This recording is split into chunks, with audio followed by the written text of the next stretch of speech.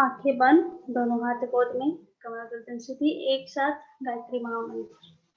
ओम भूर्भुवः स्वः तत्सवितुर्वरेण्यं भर्गो देवस्य धीमहि धियो यो नः प्रचोदयात्। आज हम लोग एक नई बुक, नए ग्रंथ पढ़ने वाले हैं जिसका नाम है वशिष्ठ संहिता, जो कि हठ योगी ग्रंथ में आता है। हठ के अंदर हम लोग स्टार्टिंग में ही जब योग बीज गोरख संहिता पढ़ाते हैं,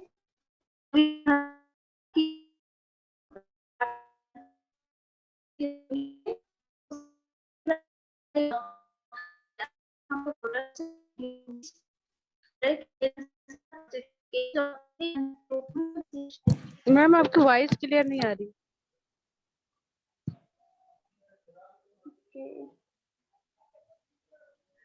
अभी आएगी? हाँ मैम अभी ठीक है। हाँ, तो आज हम लोग क्या स्टार्ट करने वाले हैं? वशिष्ठ संहिता स्टार्ट करने वाले हैं।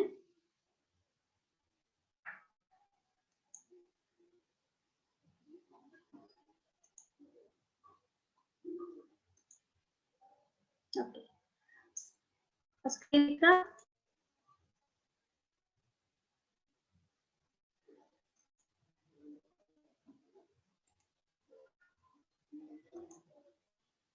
Screen visible? Hello? No ma'am अभी नहीं स्टार्ट हो रहा है।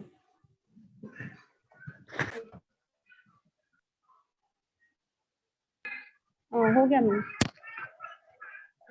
ओके, चलिए, तो आज हम लोग वशिष्ठ संहिता चौथे ग्रंथ के रूप में पढ़ने वाले हैं। तो सबसे पहले वशिष्ठ संहिता को जान ले कि कैसा ग्रंथ है ये, कब लिखा गया, किस इसमें क्या क्या बातें हो रही है और किन के बीच बात हो रही है। तो सबसे पहला प्रश्न और सबसे पहला विषय है इस पुस्तक की कि इसमें जो मुनि वशिष्ठ है वो स्वयं अपने पुत्र शक्ति के साथ बातचीत कर रहे हैं, उनका संवाद चल रहा है। इसीलिए यह जो पुस्तक है, ग्रंथ है, वो कैसा पुस्तक है? तो संवादनात्मक पुस्तक है, संवाद चल रहा है। अब ये कब का ग्रंथ है, इसका समय कब बताया गया है? तो लगभग 1150 ईस्वी में इस पुस्तक को लिखा गया था। यह एक अनुपम ग्रंथ है, योग का बहुत ही अच्छा ग्रंथ है। बहुत कुछ इसमें हम यम नियम, 10 प्रकार के यम नियम को पढ़ेंगे, नाड़ी 14 प्रकार की नाड़ी को पढ़ेंगे, 10 प्रकार के आसन को पढ़ेंगे। साथ ही इसमें ग्रह नक्षत्र के बारे में भी थोड़ा बहुत पढ़ने के लिए हमें आगे के चैप्टर्स में मिलेंगे। इसमें योग के 8 अंगों का मिलना है। इसमें कुल 8 चैप्टर हैं, जिसमें अलग अलग श्लोक की संख्या दी गई है। तो पहले चैप्टर में 84 श्लोक हैं, दूसरे में 69, तीसरे में 75, चौथे में 73, फिफ्थ नंबर में 55, सिक्स में 61 और 7, 8 में है 74 और 44। इस प्रकार इतने श्लोक का संग्रह वशिष्ठ संहिता में किया गया है। इसका जो पहला प्रति मतलब पहली पुस्तक का प्रकाशन कब हुआ था? तो 1951 ईस्वी में हुआ था। और जो दूसरा पुस्तक का प्रकाशन हुआ था वो 1969 1969 ईस्वी में हुआ था, जिसको हम लोग पढ़ते हैं, जिसके थ्रू नेट में क्वेश्चन किया जाता है। इसमें योग के 8 अंगों का वर्णन है, मतलब अष्टांग योग का वर्णन है।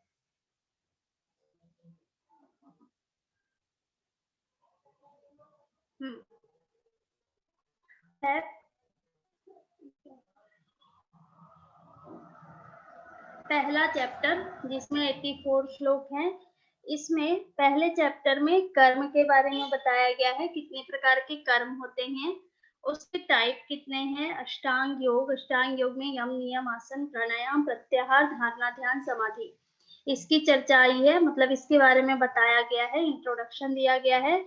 साथ ही 10 प्रकार के यम और नियम का विस्तार पूर्वक वर्णन किया गया है। आसन के बारे में इस चैप्टर में बताया गया है। जो प्रस्तुत ग्रंथ है वो मुनि वशिष्ठ और उनके पुत्र शक्ति के बीच का संवाद है, जिसमें शक्ति जो है वो ज्ञान प्राप्ति के उपायों के बारे में पूछते हैं कि किस प्रकार ज्ञान की प्राप्ति की जाए। अपने पिता वशिष्ठ से क्वेश्चन पूछ रहे हैं और उसका जवाब वशिष्ठ मुनि दे रहे हैं।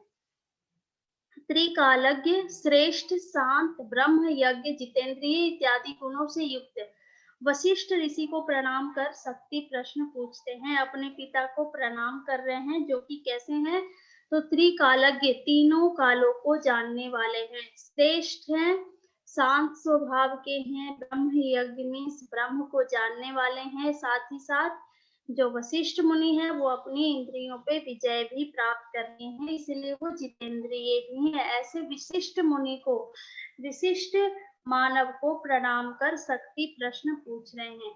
अब वो प्रश्न क्या है, तो पहला प्रश्न पूछ रहे हैं कि मैं किस प्रकार ज्ञान प्राप्त करके संसार के दुखों से तथा जन्म, बुढ़ापा और मृत्यु से मुक्त हो पाऊंगा। कोई लाइन ड्रॉ कर रहे हैं, इसकी जरूरत नहीं है। तो पहला प्रश्न क्या था कि किस प्रकार ज्ञान प्राप्त करूं और ज्ञान प्राप्त करके संसार के जो विभिन्न प्रकार के दुख हैं, जन्म, बुढ़ापा और मृत्यु से मुक्त हो जाऊं, ऐसा प्रश्न पूछ रहे हैं। तो मुनि वशिष्ठ कहते हैं कि मेरे मन में भी इस प्रकार के प्रश्न उत्पन्न हुए थे जब मैं तुम्हारे जितना बड़ा ही था। तो मेरे मन में भी स्टार्टिंग के दिनों में ऐसे प्रश्न उठे थे, तो उनके निराकरण के लिए मैं ब्रह्मा जी के पास गया था, उनसे स्तुति की थी, उनकी वंदना की थी और पूछा था कि उस परम पद को मैं कैसे प्राप्त कर सकता हूँ। तो इस पे ब्रह्मा जी बोले थे कि जीव मात्र के लिए वेदों के द्वारा बताए गए सिर्फ दो ही मार्ग हैं। जो जीव है, मानव योनियों के लिए वेद में सिर्फ दो मार्ग बताए गए हैं या दो कर्म बताए गए हैं। वो कर्म कौन कौन से हैं, प्रवर्तक मार्ग और निवर्तक मार्ग। प्रवर्तक मार्ग को ही प्रवर्तक कर्म भी कह सकते हैं या इसको बंधन परक कह सकते हैं। मतलब ऐसा कार्य है जो कि हमें बंधन में बांधता है। बंधन में बांधता है कैसे, तो जो विभिन्न प्रकार के सांसारिक बंधन है, लोभ है, मोह है, तृष्णा है, राग है, द्वेष है, इन सभी प्रकार के बंधन में प्रवर्तक कर्म बांधने का काम करता है। दूसरा है निवर्तक मार्ग या कर्म, जो कि मुक्ति परक है, हमें सभी चीजों से मुक्ति दिलाकर, संसार से मुक्ति दिलाकर, जन्म मरण के चक्र से मुक्ति दिलाकर मोक्ष की ओर ले जाता है। अब इसको विस्तार पूर्वक पढ़ेंगे कि ये क्या होता है, कैसे किया जाता है। तो जो प्रवर्तक मार्ग है वो कैसे करते हैं, तो काम संकल्प पूर्वक होकर, वर्णाश्रम मुक्त, आकांक्षा से प्रेरित होकर किया जाने वाला कर्म ही प्रवर्तक मार्ग या प्रवर्तक कर्म कहलाते हैं। मतलब वैसा काम जो कि संकल्प पूर्वक, संकल्पित होकर करते हैं। कोई काम करने से पहले ही संकल्प लिए, और कैसी संकल्प, जैसे अभी हम लोग यहाँ पे नेट जीआरएफ का प्रिपरेशन कर रहे हैं, तो सब लोग संकल्पित होकर बैठे हैं कि फॉर्म भरना है, हमें जीआरएफ क्लियर करना ही करना है। तो ये क्या है, हम लोग संकल्पित होकर बैठे हैं, हम लोग बंधन में बंध कर बैठे हैं। इसके बाद बता रहा है वर्णाश्रम मुक्त, जो वर्ण है उसके अनुसार जो कार्य बताए गए हैं उसके अनुसार कार्य करना। नेक्स्ट है आकांक्षा। आकांक्षा मतलब इच्छा से प्रेरित होकर, इच्छा से प्रेरित होकर, जैसे कि हम लोगों को देखते हैं कि लोग बड़े बड़े घर बना रहे हैं, तो हमें भी बनाना चाहिए। तो ये क्या हो जाएगा, प्रवर्तक मार्ग कहलाएगा, प्रवर्तक कर्म कहलाएगा। अब ये वर्ण और आश्रम कौन से कर्म होते हैं इसको देखेंगे। तो जीवन के कर्म के अनुसार चार प्रकार के विभाजन किए गए हैं। वो चार प्रकार के विभाजन कौन से हैं इसको देखेंगे। एक मिनट, यहाँ पे लाइन बना दें। हाँ, ये विभाजन है ब्राह्मण, क्षत्रिय, वैश्य और शूद्र। इसी के अकॉर्डिंग क्या करना है, हम काम करते हैं। जो ब्राह्मण होते हैं वो ब्राह्मण के अनुसार अपने पूजा पाठ ईश्वर में लीन रहते हैं। जो क्षत्रिय होते हैं वो सूर्य होते हैं, शूरवीर होने के साथ साथ वो अपने आप को श्रेष्ठ समझते हैं, उसके अनुसार अपने जीवन के कार्य को करते हैं। नेक्स्ट है वैश्य। वैश्य में क्या होता है, जो व्यवसायी वर्ग आता है वो आते हैं, और जो शूद्र है वो निम्न जाति के लोग जो होते हैं, जिनको नीचा तबका का समझा जाता है, वैसे लोग आते हैं। तो ये अपने अपने कर्म के अनुसार अलग अलग प्रकार के कार्य को करते हैं। इसको ही वर्णाश्रम मुक्त बोलते हैं। और जीवन की 4 अवस्था बताई गई है। 4 अवस्था मतलब 4 आश्रम बताए गए हैं। वो आश्रम कौन कौन से हैं? ब्रह्मचर्य, गृहस्थ, वानप्रस्थ और संन्यास। ये 4 प्रकार के आश्रम में बंधकर ही प्रत्येक जीव अपना जीवन जीता है और इसके अकॉर्डिंग अपने कार्य को करता है। वही कार्य को अलग अलग भागों में बांट देता है, या तो वो प्रवर्तक कार्य होते हैं या फिर निवर्तक कर्म होते हैं। नेक्स्ट है निवर्तक कर्म। निवर्तक कर्म कैसे होते हैं? निवर्तक मार्ग वैसा कर्मानुष्ठान जो सभी कामनाओं से रहित होकर तथा ज्ञान युक्त होकर होता है, जो जन्म के चक्र से मुक्ति दिलाता है, वो निवर्तक कर्म कहलाता है। वैसे कर्म जो कि कैसा होता है, तो सभी प्रकार की कामनाओं से रहित होता है, साथ ही ज्ञान युक्त होता है। ऐसे कर्म करते हैं जिसमें हम कभी काम की इच्छा नहीं रखते हैं, सिर्फ अपने कर्म करते हैं, फल की इच्छा नहीं रखते हैं, साथ ही वह ज्ञान युक्त होता है। जैसे कि अभी मैंने प्रवर्तक में दिया कि आप लोग संकल्पित होकर बैठे हैं। संकल्पित होकर तो बैठे हैं, लेकिन हम तैयारी कर रहे हैं, पढ़ाई कर रहे हैं, लेकिन उसमें कामना की इच्छा नहीं की है कि हमारा नेट हो ही जाए, जेआरएफ हो ही जाए। बस इस उद्देश्य से पढ़ने बैठे हैं, इस उद्देश्य से तैयारी करने बैठे हैं कि हमें ज्ञान का प्राप्ति हो, ज्ञान को अर्जित करें, विभिन्न प्रकार के ज्ञान को अपने अंदर स्थापित करें। ऐसे जो ज्ञान होते हैं, जो ऐसे कर्म होते हैं, वो क्या करते हैं, तो जन्म के चक्र से मुक्ति दिला देता है जीव को। इसके बाद निवर्तक कर्म के भी 2 प्रकार बताए गए हैं, 2 टाइप बताए गए हैं। वो टाइप कौन कौन से हैं? बाह्य और अभ्यंतर। जो बाह्य होता है वो शारीरिक होता है, और जो अभ्यंतर होता है वो आंतरिक होता है। मतलब जो शरीर में बाहर से स्थूल रूप से जो किया जाता है वो बाह्य, और जो आंतरिक रूप से किया जाए उसको अभ्यंतर कहते हैं।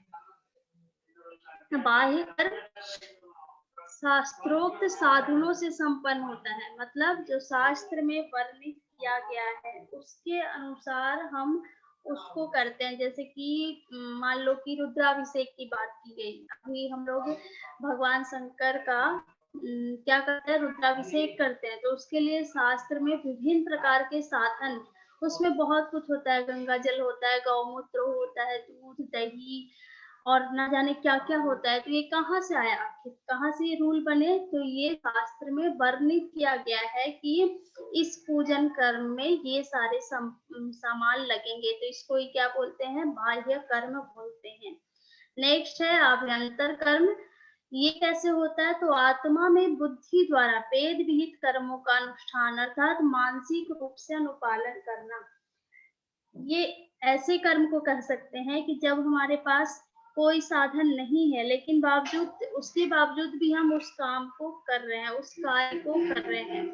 उसको ये क्या बोलते हैं? अभ्यंतर कर्म बोलते हैं। उसको मानसिक रूप से करते हैं। जैसे कि सिंपल जाप की बात कर ले तो जैसा कहा जाता है, शास्त्र में वर्णित है कि दीप जलाकर ही मंत्र जाप करें, लेकिन हमारे पास दीप नहीं है, घी नहीं है, बाती नहीं है, दीपक नहीं है। जैसे हॉस्टल लाइफ में लोग रहते हैं, वहाँ पे नहीं हो पाता है कि हम दीपक जलाएं या कुछ अगरबत्ती वगैरह जलाएं।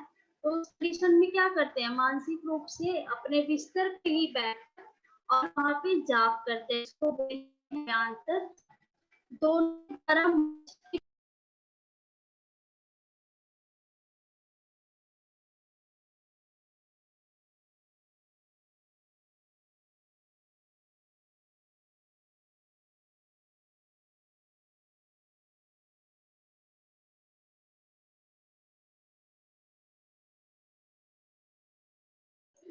कितनी देर से मेरी आवाज नहीं आ रही थी?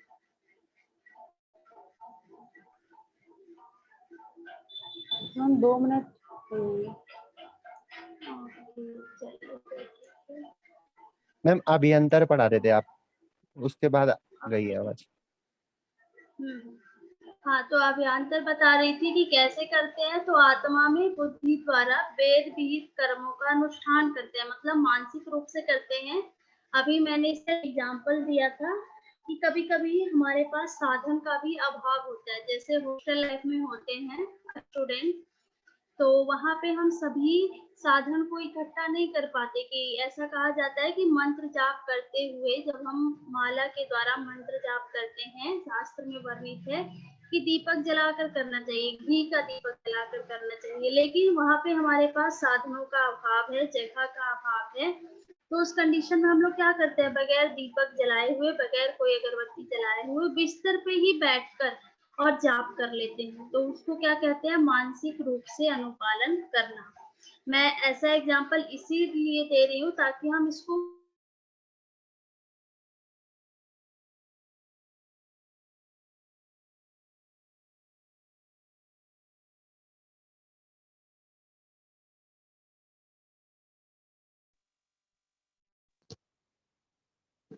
मैम वॉइस नहीं आ रही है।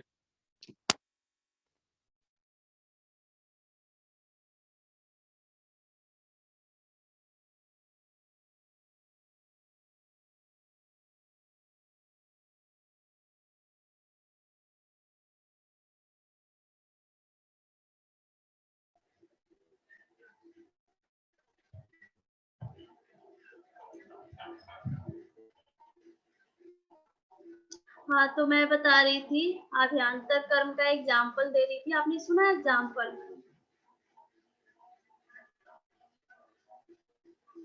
हेलो।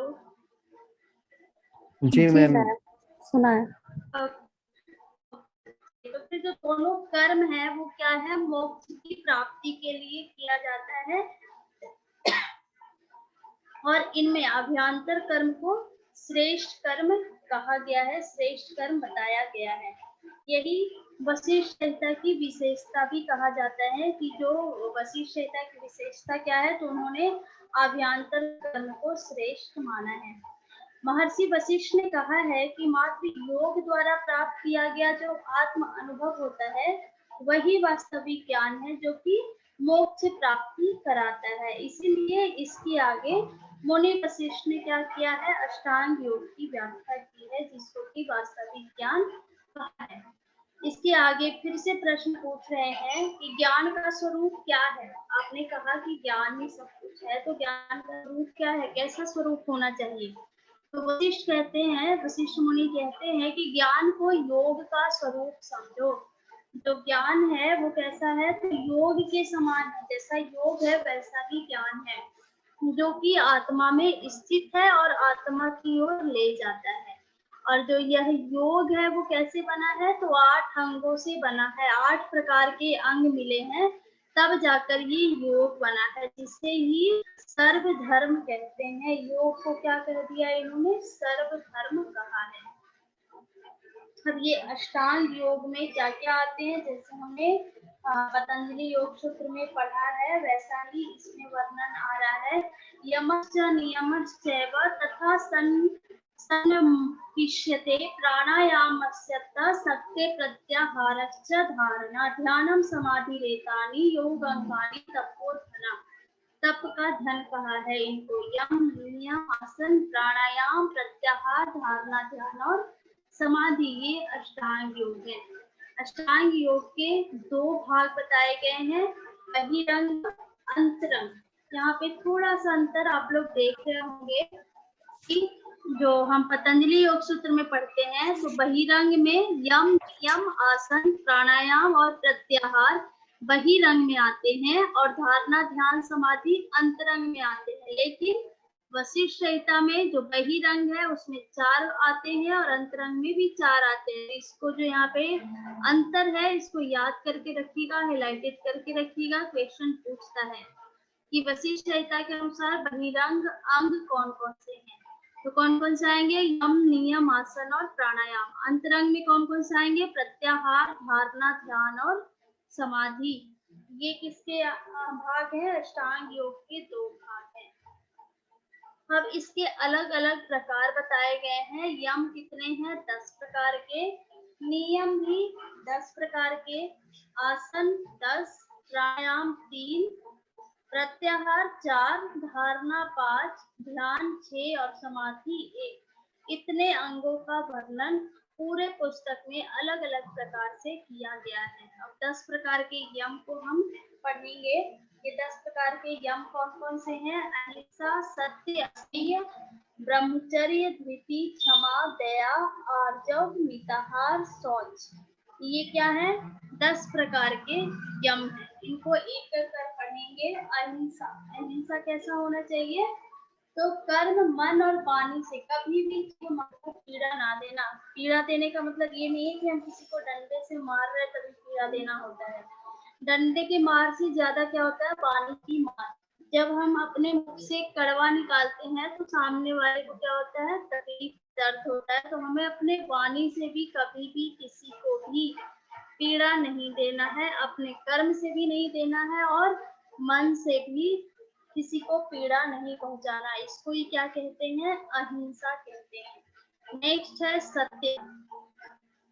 सत्य कैसा? तो प्राणियों के हित के लिए सदैव प्रिय और यथार्थ बोलना, हमेशा मीठा बोलना और वास्तविक बोलना, कभी भी झूठ नहीं बोलना। नेक्स्ट है अस्तेय। अस्तेय क्या है? तो सभी पदार्थों में क्रिया, मन और वाणी से निहस्ती, इच्छा ना होना। मतलब किसी भी चीज के लिए लालसा ना होना, किसी भी चीज को पाने की इच्छा ना होना, किसी भी चीज को लेने के लिए चोरी ना करना, उसको ही बोलते हैं अस्तेय। एक शब्द में बोले, अस्तेय मतलब चोरी करना और अस्तेय मतलब चोरी ना करना। तो किसी भी पदार्थ का, किसी भी वस्तु का, साथ ही साथ किसी भी आइडिया का, जैसे कि ऐसा होता है ना, कोई मार्केटिंग में है, कोई बिजनेस करता है, तो उसके आइडिया को उसका कोई पार्टनर है वो चोरी करके और अपने बिजनेस में अप्लाई करता है। तो इस तरह के काम को भी नहीं करना, इसको भी बोलते हैं अस्तेय। इसीलिए बोला गया है कि सब पदार्थों में क्रिया, मन और वाणी से इच्छा ना होना, किसी भी चीज को पाने की इच्छा न रखना, चोरी ना करना। नेक्स्ट है ब्रह्मचर्य। ये कैसे होता है? सदा सर्वदा सर्वत्र जीव मात्र में कर्म, मन और वाणी से मैथुन का त्याग कर देना। सिर्फ स्थूल रूप से ब्रह्मचर्य के द्वारा जो हम करते हैं, ब्रह्मचर्य मतलब मानते हैं कि कोई संग ना होना, तो सिर्फ इन चीजों को त्याग नहीं करना, बल्कि कभी भी अपने मुख से गंदे चीजों को, गंदे बात को नहीं निकालना, अपनी आंखों से उन गंदी चीजों को नहीं देखना, अपने कर्म में, अपने व्यवहार में उस तरह की चीजों को नहीं लाना। इसको भी क्या बोलते हैं? ब्रह्मचर्य बोलते हैं। गुरु सेवा में निरंतर रहना, इसको यहाँ पे ब्रह्मचर्य बोला गया है। नेक्स्ट है धृति। धृति सभी स्थिति में चित्त का स्थिर रहना, चाहे कैसा भी परिस्थिति हो, सुख हो, बहुत ज्यादा खुशी का माहौल हो, बहुत ज्यादा दुख का माहौल हो, लेकिन जो हमारा चित्त हो वो कैसा होगा? स्थिर होगा, शांत होगा। क्षमा, प्रिय अप्रिय सभी जीवों में समता का भाव रखना। यदि कोई हमारा दुश्मन है या फिर हमारा दोस्त है, किसी भी गलती हो जाती है तो सबको क्षमा करने की शक्ति रखना, सभी में बराबर का कोई भी भाव नहीं रखना।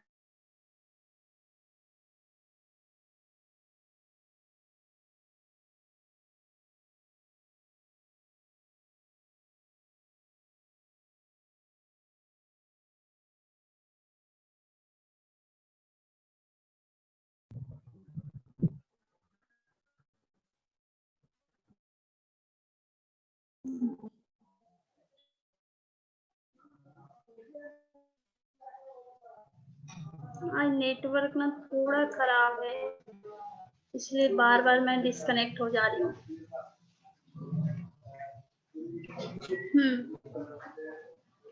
तो क्षमा बता रही थी। क्षमा में क्या करना है? तो या तो हमारा दुश्मन हो या दोस्त हो, प्रिय हो अप्रिय हो, सभी जीवों में बराबर का भाव रखना, क्षमा करने की शक्ति रखना।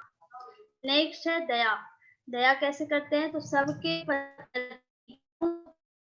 में सब लोग करते हैं, अपने जन भी आ जाते हैं, अपने लोग भी आ जाते हैं, आस पड़ोस की कीड़े मकोड़े सभी के प्रति दया करुणा, ये कहलाता है दया। नेक्स्ट है आर्जव। आर्जव कैसे मैम करते स्लाइड हैं? शो नहीं करी मैम।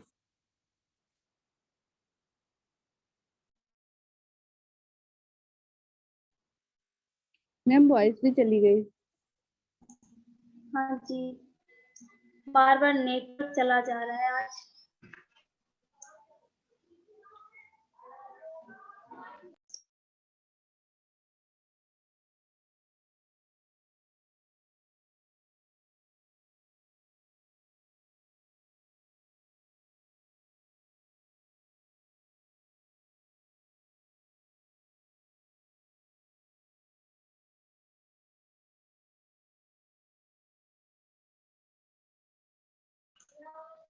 हाँ, तो बता रही थी क्या आर्जव। आर्जव कैसे करते हैं?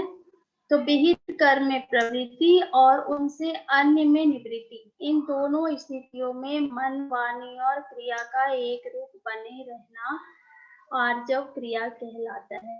ये क्या है?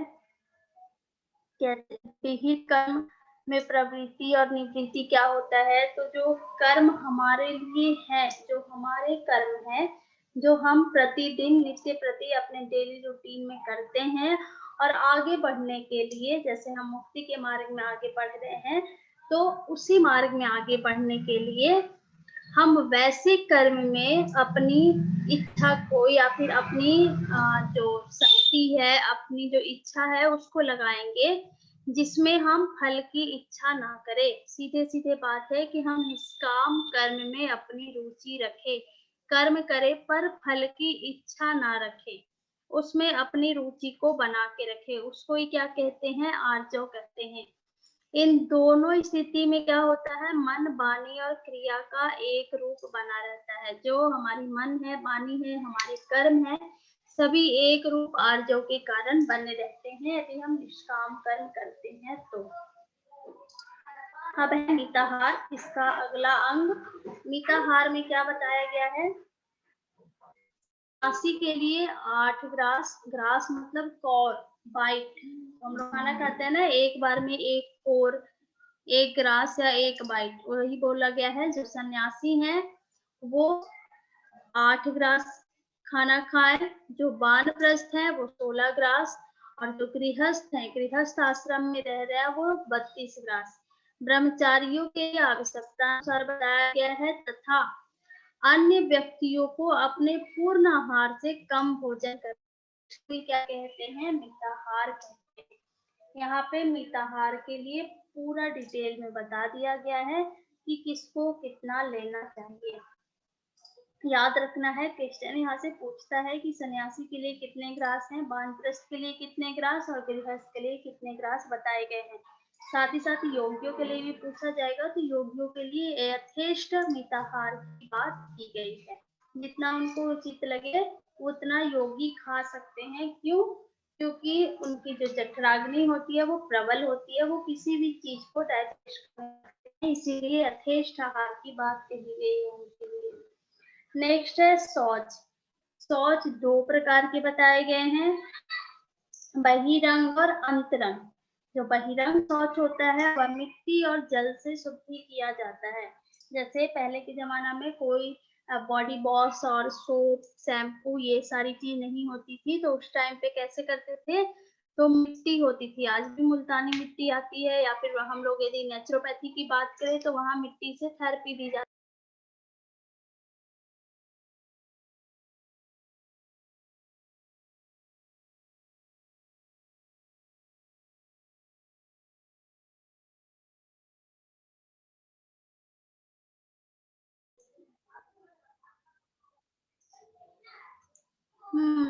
मैं बता रही थी शौच। शौच कितने प्रकार के थे? बहिरंग और अंतरंग। तो मिट्टी और जल से शुद्धि की बात हो रही थी, तो पहले के जमाने में लोग मिट्टी और जल से अपने बाह्य शरीर जो स्थूल शरीर है उसकी सफाई करते थे, क्योंकि पहले के जमाने में इतने प्रकार के सोप, इतने प्रकार के बॉडी वॉश, शैम्पू, तरह तरह की चीजें जो है स्क्रब वगैरह कुछ भी नहीं आता था।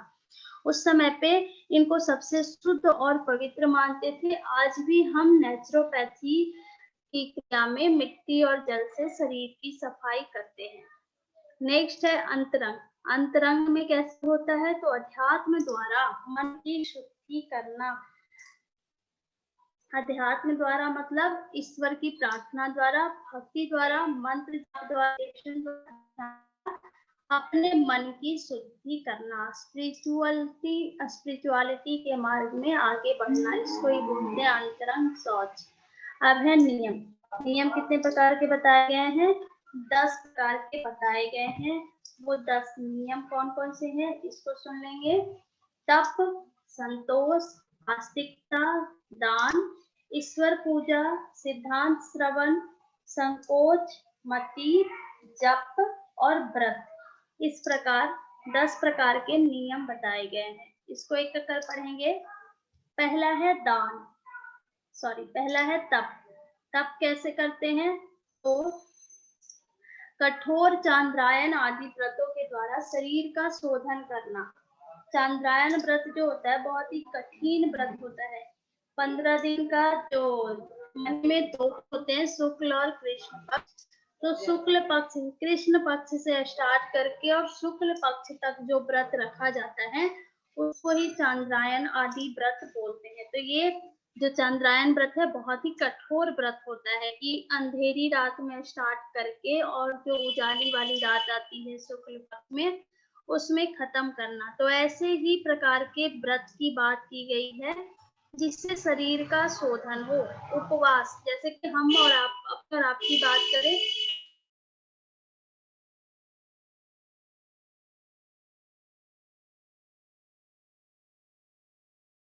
हम तप बोलते हैं। नेक्स्ट है संतोष। संतोष कैसे होता है? तो स्वतः प्राप्त स्थिति में मन का खुश रहना ही संतोष है। तो जो हमें मिल रहा है अपने आप हमारे कर्म करने के बाद, उसी में मन का खुश रहना, अपने आप को खुश रखना, वही कहलाता है संतोष। जैसे कि आज के टाइम में किसी को संतोष नहीं है, जिसके कारण ही इतना ज्यादा भ्रष्टाचार, दुर्भावनाएं, सबके व्यवहार में लोग एक दूसरे से अलग हो रहे हैं, भाई भाई का नहीं हो रहा है। क्यों? क्योंकि किसी के जीवन में जो वो संतोष नहीं है, वो अपनी कंडीशन के साथ खुश नहीं है। जो दूसरों को देखकर ईर्ष्या का भाव है, ये सारी भावनाएं लोगों के मन में आ चुकी है, जिसके कारण ही क्या है, संतोष नहीं है। तो वशिष्ठ मुनि ने संतोष रखने की बात करी है। नेक्स्ट है आस्तिकता। ये कैसे करते हैं? तो धर्म, कर्तव्य और अधर्म, अकर्तव्य में विश्वास रखना। जो हमारा कर्तव्य है उसमें तो विश्वास होता ही होता है, और जो हमारा अधर्म मतलब अकर्तव्य है, जैसे दूसरे धर्म की बात ले ले कि हम हिंदू हैं और यहाँ पे यदि कोई वैसे होंगे तो माइंड मत करना, कोई ईसाई है तो वो अपने रिचुअल्स को फॉलो करते हैं, हम हिंदू है तो हम अपने रिचुअल्स को फॉलो करते हैं। तो हम अपने चीजों को मानते हैं, वो अपनी चीजों को मानते हैं। लेकिन इन्होंने कहा है कि यदि हम अपने धर्म को मान रहे तो हम दूसरे के धर्म में भी उतना ही विश्वास रखें जितना अपने धर्म में मानते हैं। इसको ही आस्तिकता कहते हैं। ऐसा नहीं है कि अपनी चीजों में विश्वास रखना और दूसरी की चीजों में विश्वास नहीं रखना, इसको आस्तिकता नहीं कहेंगे। नेक्स्ट है दान। न्याय युक्त कार्यों से प्राप्त वस्तुओं को श्रद्धा पूर्वक आतुरों को देना। न्याय युक्त मतलब जो ईमानदारी से आपने जमा किया है, जो आपके पास ईमानदारी से आया हुआ है, उसको श्रद्धा पूर्वक वैसे व्यक्ति को देना जो आप इच्छुक है, जिनको जरूरत है। ऐसा नहीं कि हम किसी को भी ले जाके दे रहे हैं बस इस भाव से कि हमने तो दान किया, और ऐसी चीजों का दान कर रहे हैं कि हमें तो बेईमानी से आया है, चोरी से, इधर उधर से आया है, जो हमारा शुद्ध पैसा नहीं है या फिर शुद्ध वस्तु नहीं है, वैसा वस्तु है जो हमें न्याय से प्राप्त नहीं हुआ है। तो ऐसे दान का कोई भी फल साधक को नहीं मिलेगा। नेक्स्ट है ईश्वर पूजन। प्रसन्न चित्त भाव से ईश्वर की पूजा करना। खुशी भाव से खुश होकर ईश्वर की पूजा करना है। ऐसा नहीं कि हम ईश्वर की पूजा कर रहे हैं, उनकी ध्यान कर रहे हैं और हमारे मन में कुछ और चल रहा है, किसी के प्रति षड्यंत्र रच रहे हैं, तो ऐसे भाव के साथ पूजा नहीं करना। नेक्स्ट है सिद्धांत श्रवण। सिद्धांत श्रवण में क्या करना है? वेदांत चिंतन करना। वेदांत चिंतन करना मतलब वेद आदि जो हमारे ग्रंथ है उसको पढ़ना और उसको पढ़कर चिंतन करना, इसको ही बोलते हैं सिद्धांत श्रवण। नेक्स्ट है संकोच, स्त्री या लज्जा, तीनों एक ही नाम है। तो वेदाचार और लोकाचार में जो कर्म निंदित है उसमें संकोच का भाव रखना, मतलब जो हमारे शास्त्र में, हमारे वेद में, जो समाज में जिस कर्म की निंदा की गई है उसे करने से पहले संकोच का भाव रखना, बल्कि उसको करना ही नहीं है, उसको करने में हमें बहुत ज्यादा संकोच हो, हमें प्रॉब्लम हो, ऐसी इच्छा रखना, इसको ही बोलते हैं संकोच या लज्जा। नेक्स्ट है मति। मति क्या है? तो शास्त्र विहित सभी कर्मों में निष्ठा और गुरु के आदेश के अतिरिक्त त्याग करना ही क्या है? मति है। मीन्स जो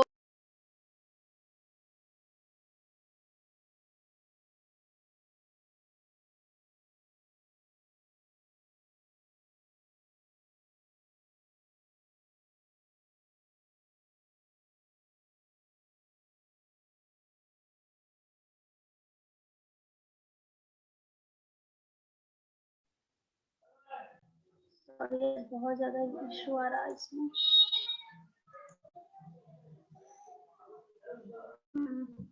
बता रही थी मति। मति क्या होता है? तो जो शास्त्र में कर्म बताए गए हैं वैसे सभी कर्मों में निष्ठा रखना, आदर का भाव रखना, सम्मान का भाव रखना और गुरु के आदेश के अतिरिक्त त्याग करना ही मति है। जितना गुरु ने कहा, जितना गुरु ने समझाया उतना ही धारण करना, उतना में ही निष्ठा रखना, उसके अतिरिक्त जो भी हमें मिल रहा है उसको त्याग कर देना, उसको ही बोलते हैं मति। अब ये देखिए किस रूप में लिखा गया है। तो पहले गुरु और छात्र की बात कर ले तो पहले गुरुकुल में शिक्षा लेते थे जो स्टूडेंट होते थे, तो वहाँ पे खाने के लिए उन्हें क्या मिलता था? तो वो जंगल से चुनकर कंद मूल फल आदि लाते थे। उन्हें सोने के लिए घास फूस दिया जाता था, पहनने के लिए धोती मिलता था। यदि इनसे ज्यादा वो मिलता भी था वैसे स्टूडेंट को, वैसे छात्र को जो गुरुकुल में रहकर शिक्षा धारण करते थे, तो वो उन चीजों को नहीं लेते थे। यदि उन्हें किसी दिन 2 सेव खाने के लिए बोला गया है तो उनके पास 4 सेव है तो वो 2 ही सेव खाते थे, 2 सेव किसी और को दे दिए या फिर अगले दिन के लिए उसको सुरक्षित रख दिए, ज्यादा नहीं उसको ग्रहण करते थे। जबकि आज का समय है कि हमें 2 रसगुल्ले मिले, एक और मिल रहा है तो चलो उसको भी खा लो। तो ऐसे कर्म करने के लिए वशिष्ठ मुनि ने मना किया है, इसको ही मति कहा है उन्होंने। नेक्स्ट है जप। जप क्या है? तो शास्त्रोक्त विधि से मंत्र का अभ्यास करना जप कहलाता है। जैसे शास्त्र में वर्णन किया गया है उसी विधि से मंत्र का जाप करना जप कहलाता है। अब है जप के प्रकार।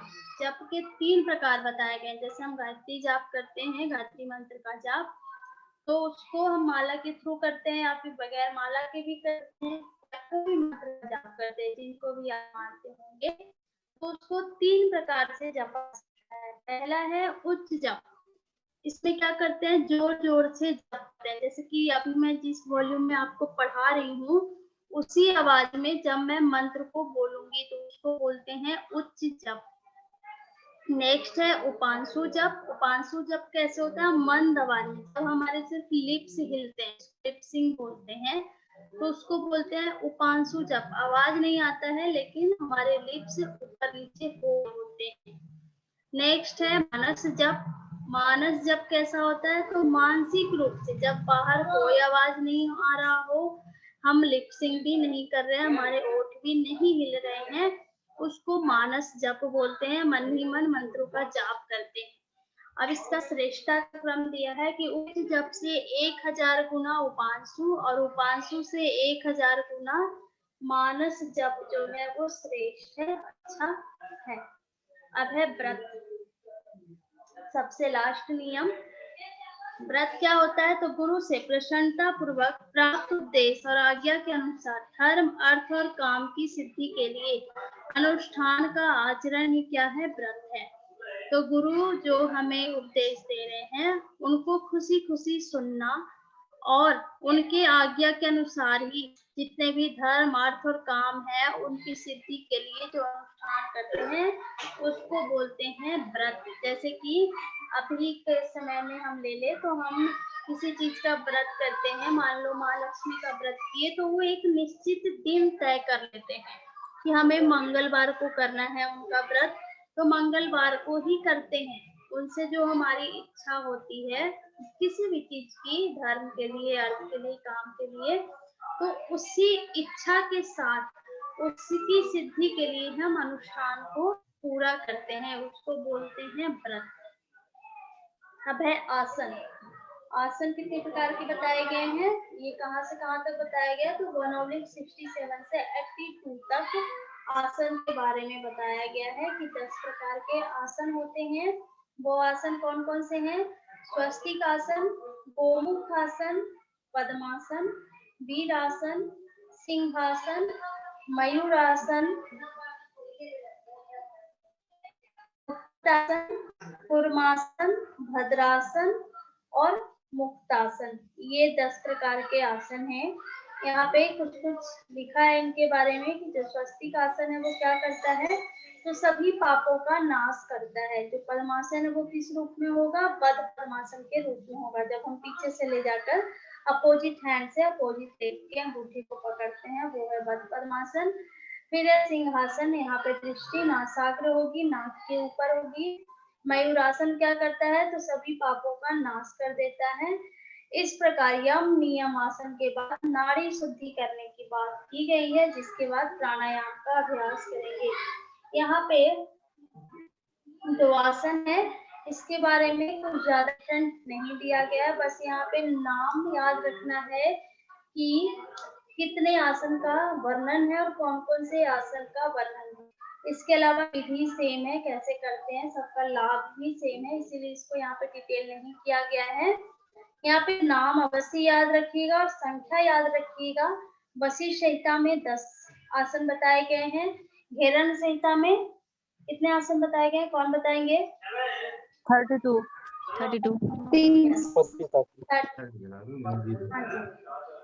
32 आसन बताए गए। वैसे ही शिव संहिता पढ़ेंगे तो 4 आसन बताए गए हैं।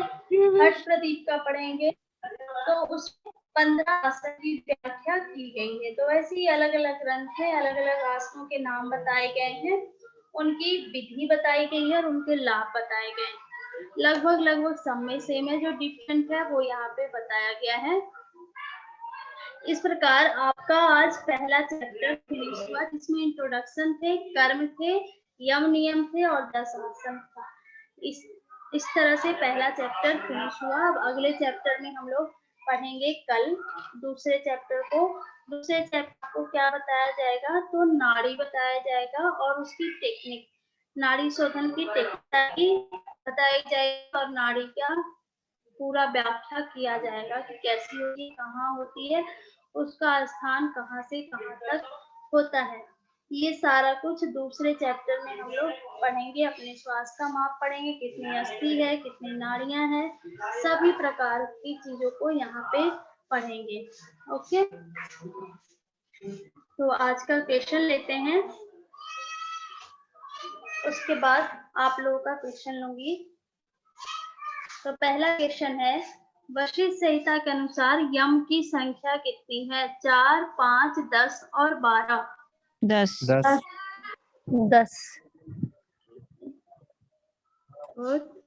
10 प्रकार के यम की संख्या बताई गई है। आज मैंने पढ़ाया है तो इसका नाम मैं कल पूछूंगी, ठीक है? यम के भी और नियम के भी और आसन के भी। ये आपका होमवर्क है, आप याद करके आइएगा। नेक्स्ट है, वशिष्ठ के अनुसार आर्जव निम्न में एक रूपता है। किसमें एक रूपता है? क्रिया, वाणी, मन, उपयुक्त, सभी में। कर्म क्रिया है वो तो। और क्रिया, कर्म क्रिया अलग है। इसका आंसर होगा सभी। आर जब सभी में किया जाता है, क्रिया, वाणी और मन, सभी चीजों में आर जब की साधना की जाती है। नेक्स्ट है वशिष्ठ के अनुसार निम्न के प्रति करुणा ही दया है। किनके किनके प्रति करुणा करना दया कहलाता है? स्वजन, शत्रु, परिजन, उपयुक्त सभी।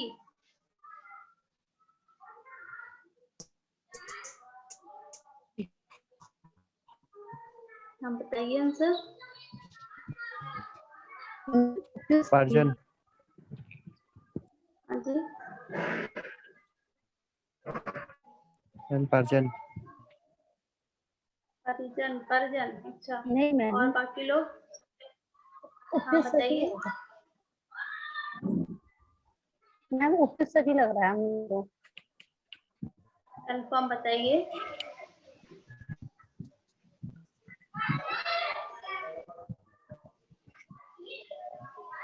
जब दया भी हमने पढ़ा था तो हमने लिखा था सबके प्रति करुणा का भाव, और सब में हमने बताया था कि स्वजन भी होंगे, अपने लोग भी होंगे, शत्रु भी होंगे, परिजन भी होंगे, कोई भी होंगे, जीव जंतु, कीड़े मकोड़े, सभी के लिए दया का भाव रखना, करुणा का भाव रखना। नेक्स्ट है वशिष्ठ के अनुसार ब्रह्मचारी को भोजन, आपने कहा था वशिष्ठ के अनुसार ब्रह्मचारी को भोजन करना चाहिए। कैसा भोजन करना चाहिए ब्रह्मचारी को? यथेष्ट 8 ग्रास, 4 ग्रास और 16 ग्रास। ब्रह्मचारी कितना भोजन करता है?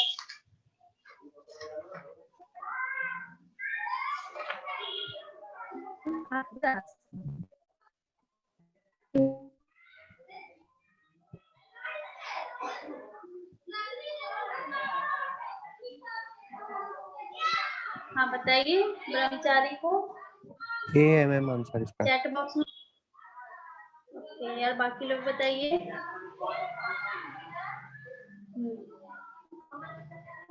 यथेष्ट जो जाती है वो आवश्यकता अनुसार करे भोजन। नेक्स्ट है वशिष्ठ के अनुसार मिताहार के संबंध में निम्न युग्म सही है। कौन सा युग्म सही है इनमें? या फिर तीनों गलत है या फिर सभी सही है?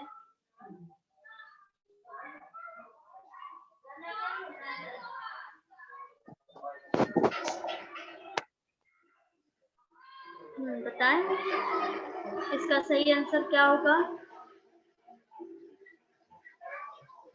उपयुक्त सभी। उपयुक्त सभी। बिल्कुल सही जवाब।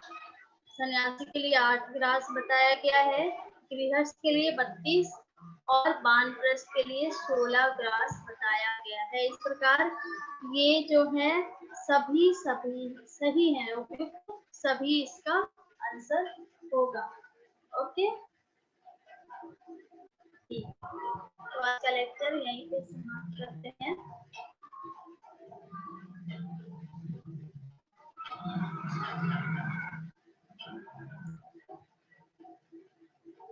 अभी आपका कोई क्वेश्चन है तो पूछ लीजिए। मैम पहले चैप्टर में यम नियम के बारे में बता रखा है, बाकी के जो अष्टांग